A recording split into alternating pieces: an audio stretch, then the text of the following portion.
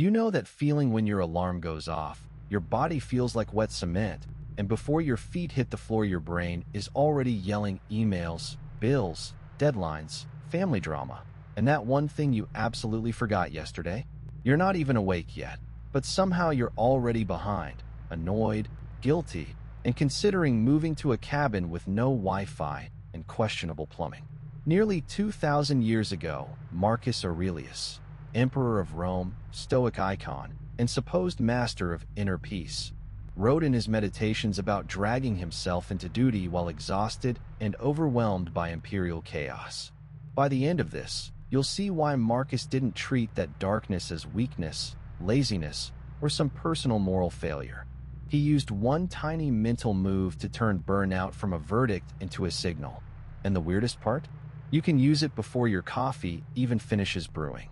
Inside a freezing military tent on the Danube frontier, Marcus Aurelius was losing a war against a blanket. Not the Marcomanni, not plague, not politics.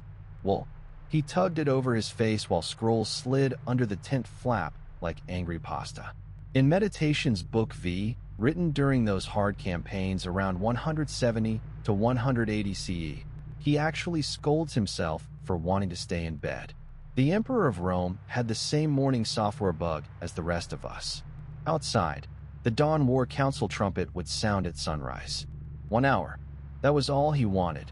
Rest long enough to write one calming line before ordering armies.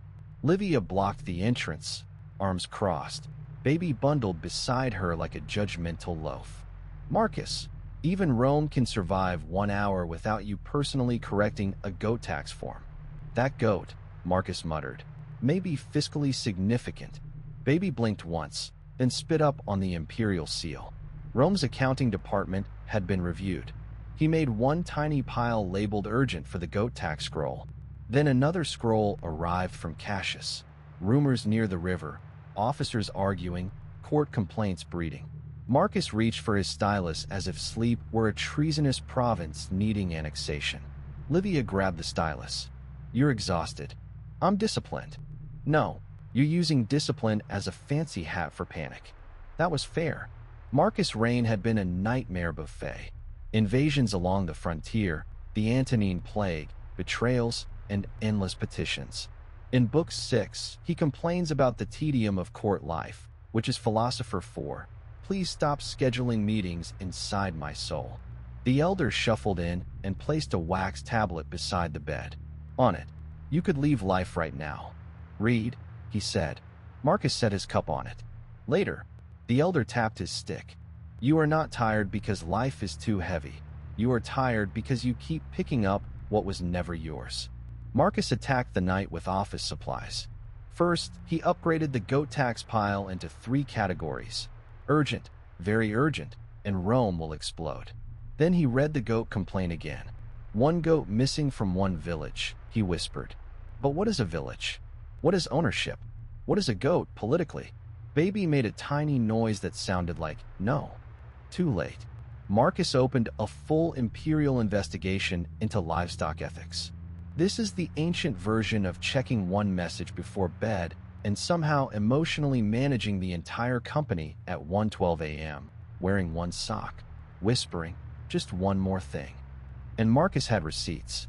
In Meditations Book 6, he warns himself, take care that you are not made into a Caesar, that you are not dyed with this dye. Translation: don't let the job eat your face and call it leadership. Outside, the sky was no longer black. It was bruised purple. The Dawn War Council trumpet was coming closer, and Marcus had spent 20 minutes discovering that the goat may have been borrowed. He tried a bolder strategy, meditation. He sat upright, hands folded, eyes closed. Breathe, he told himself. Accept what is beyond your control. His hand drifted sideways and corrected the punctuation on a grain petition. Livia stepped in. Are you meditating or editing Rome? I can do both. No, you can ruin both. Marcus opened one eye. The comma changes the tax burden. She looked at his desk. His urgency system had evolved again. Immediate, catastrophic, and why was this not done yesterday? Every single scroll was in the last pile, including a kitchen supply request and one drawing from Cassius of a horse labeled strategic. Stoicism was never supposed to mean becoming a marble statue with better cheekbones.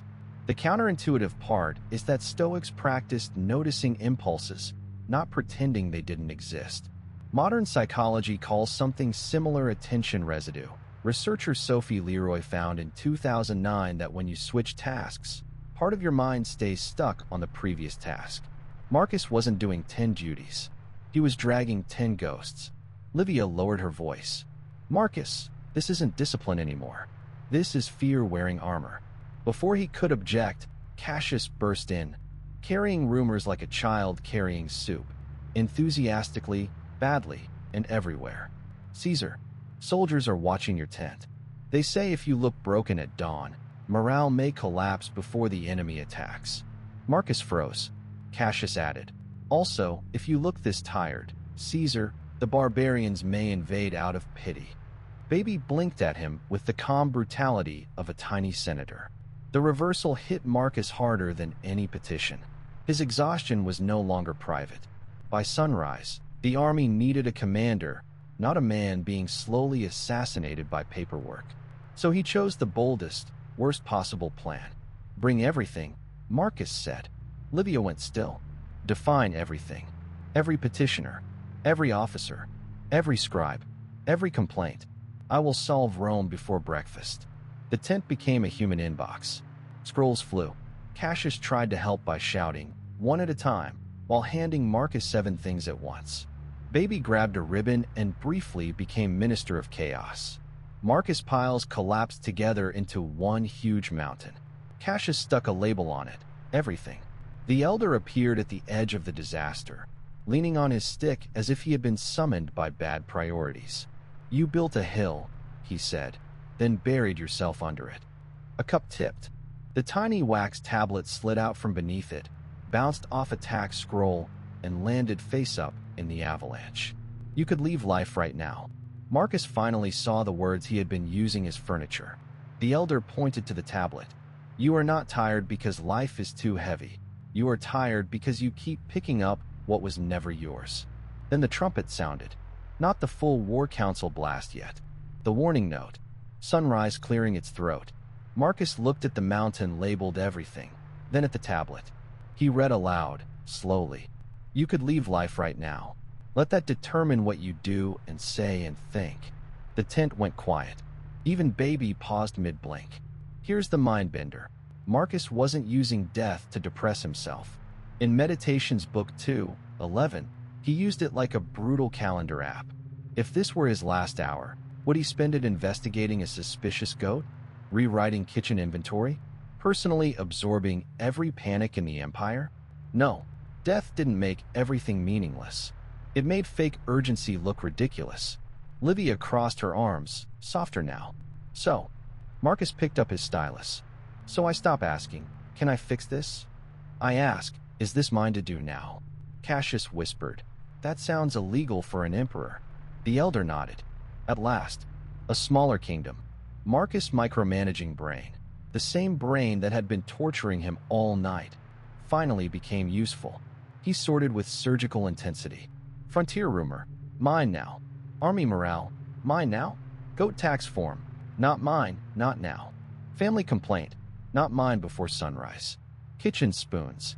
If Rome falls from spoons, Rome was already doomed. He tore the giant. Everything label in half and made one small pile.